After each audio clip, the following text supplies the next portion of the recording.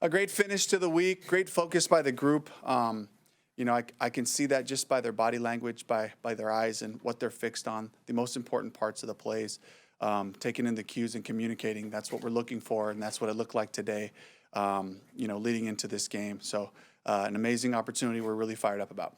Dave, before practice today, a bunch of veterans walked to practice that typically wouldn't. Was there any symbolism or anything behind that? I didn't know that. Well, now you did. Congratulations. What have you seen from the culture this week, at least as far as we talked about earlier in the week, the veterans speaking with the younger guys about the importance of this week and all the trials of the playoffs and stuff?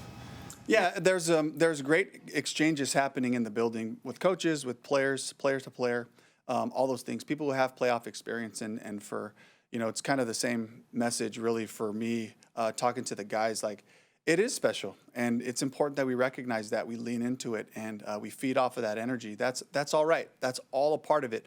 At the same time, we got to keep our head about us, and we have to make sure we execute on the most fundamental parts of it. Because as you can imagine, if you get too excited and caught up in the moment, then you can sacrifice technique. You can sacrifice the most basic parts, and sometimes you'll go too far, and that's not what I want either. I want everything they got within the whistles, but for the moment of it, it's a special thing. And I know that the guys appreciate that, sharing that with each other. I'm hearing stories, guys walking out, had a player talk to, is I've never even been in a playoff or championship environment at all, in their career. And that's amazing to think about, on a group of NFL players, the best of the best that are here, that just as chance would have it, not ending on teams that have a chance to play for it. So it's been really cool for guys to support each other, and they're all kind of just, they're excited about it.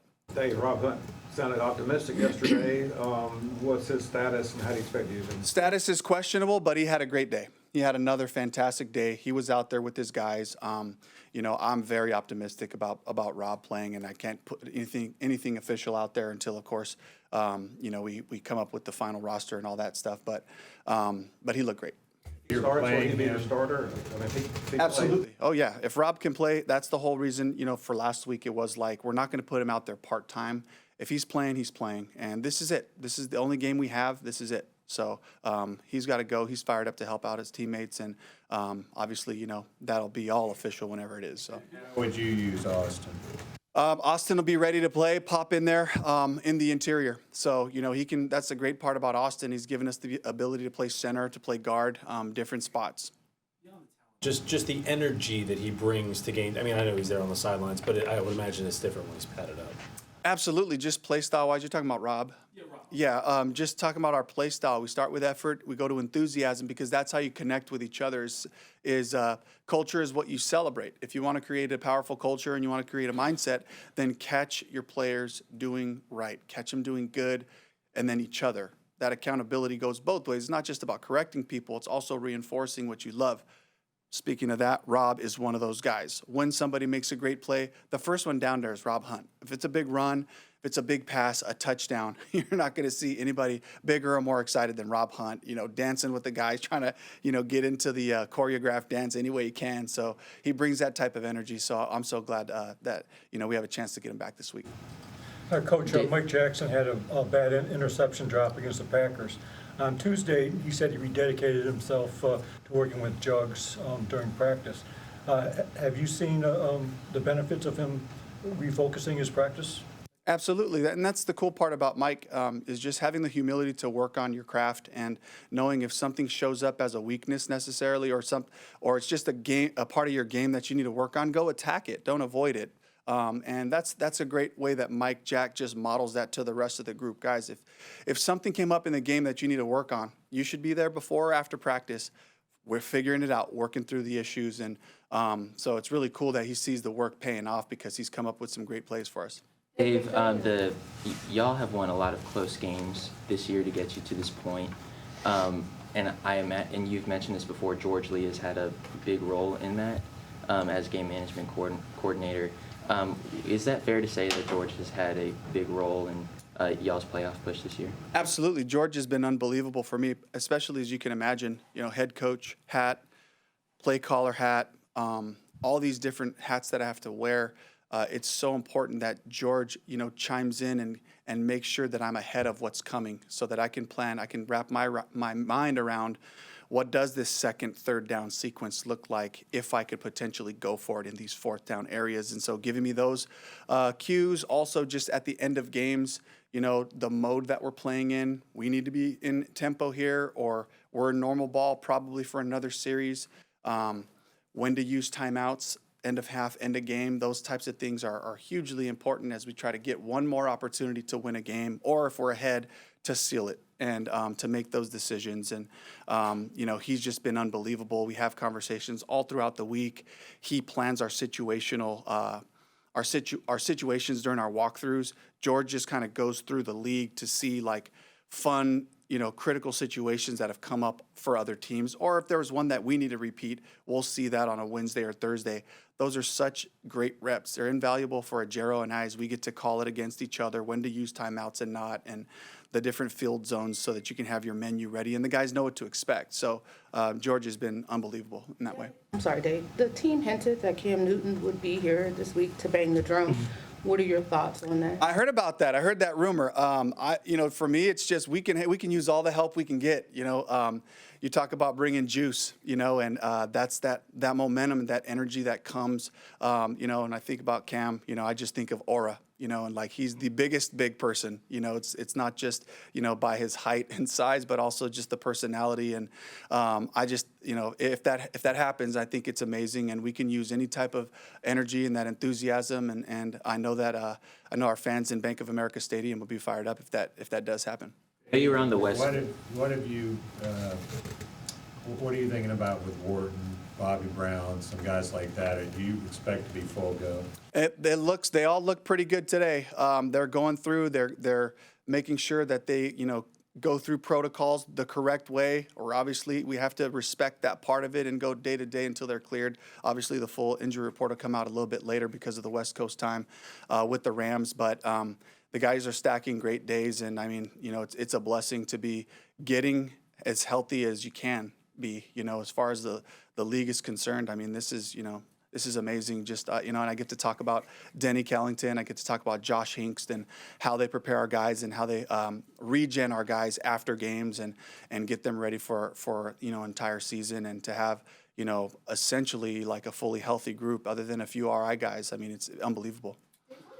And you do have guys who've been out for a little bit, pushing themselves, and clearly they want to be out there, but also the protocols that come, and just towing the line, knowing that I think everybody knows this could be the last. So just their desire to play. Absolutely, that's the exciting part about it for a lot of them, because they came into the season with the intent of helping win the division so that we can go to the playoffs. And to have this opportunity, you could feel that urgency of guys battling to get back and really wanting to, and so they attack their work each day, and it's created a great urgency about what we're doing. And then, but also, with that comes roster moves, and those parts are hard too, because there's a bunch of guys that have helped us to get to this point. And as guys come back on the roster in different ways or step into playing roles, there were guys that played meaningful football for us to help us get there. So that's always an emotional challenge, but a great opportunity for everybody as well.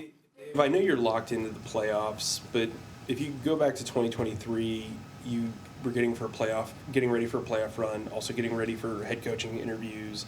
There's a lot going on, and you guys won a playoff game. You guys had success. You ended up here.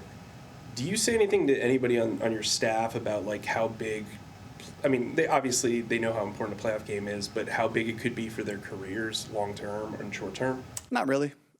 For me, it's about the focus, and we know that when you do well, good things happen for everybody, and we try to extend that from the coaches to coaches, but also with the players. Like, guys, when we do good, it's good for everybody, and it's good for the organization. It's great for the community. For our city here, just driving around and the excitement that's happening, and Panthers flags everywhere, and I know that it elevates the whole thing when you have this type of success, including from a job opportunity standpoint. Do a couple more. What have you seen out of Bryce this week that's maybe a little different, just in leadership role, just first playoff game, anything unusual at all? Pretty consistent. Bryce Bryce is really consistent in terms of his prep, our normal conversations throughout the week, checking with Brad, checking with Will, checking with myself, making sure we're all on the same page for the purpose of the things. And, he goes out there to practice, and he just continues to lead the group and make sure that we get to the right play. And his demeanor stays pretty even, and which is why he's performed really well for us in critical situations, and end of game type of situations and fourth downs, those types of things. It's just his makeup, and he's played in big games before, and he played at Alabama. That's every game there, every home game there is a high pressure game. The expectation to win and all those things. So I believe he's just a guy who's prepared for this emotionally, and he's had a great week. They seem to indicate that Quentin Lake would be back for this week.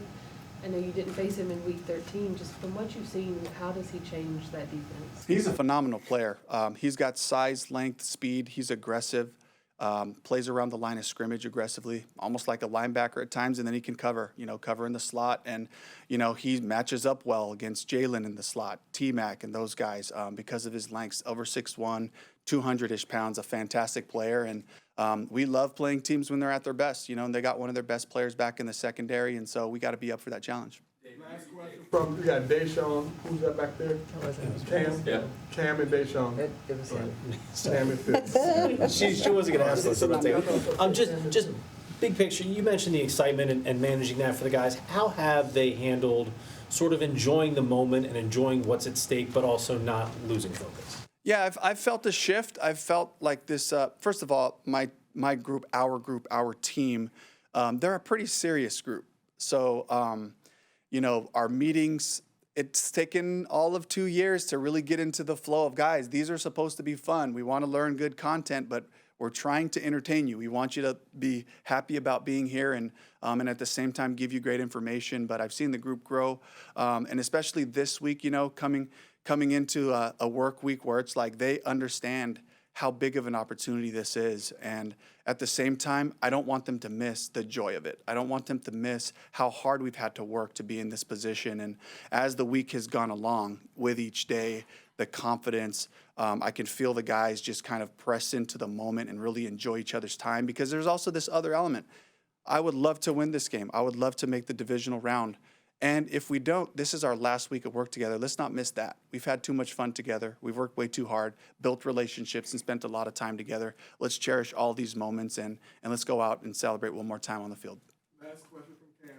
Dave, just in your years in the league, I'm curious how common or uncommon it is to see a rookie class with so many guys that have stepped up in different ways. And looking at this year's class specifically, how much confidence does that give you in the program you guys are building to know that you have been able to identify and develop guys that have been able to, again, contribute in a bunch of different ways throughout the season? It gives me an opportunity to talk about Dan Morgan, the amazing job he's done evaluating talent, evaluating football character, personal character, and then the ability to help us from a football standpoint.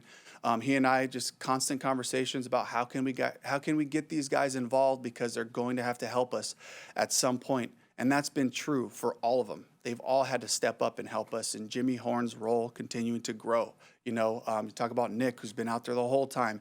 Lathan Ransom, just growing into different roles and making impacts on special teams, those types of things. I can go on and on our entire rookie class, but it's also a staff that's committed to development, that's committed to spending all the extra time they need to with these guys to make sure they're as ready as possible for game day. But we need them. We need them now. We've needed them down the stretch and certainly in the future. And this is all I like saying this too, just every mistake that a rookie makes for you early on is an investment in your future. And it's an opportunity to learn and to grow. And it does pay dividends. Thank you, Coach. All right, thank you.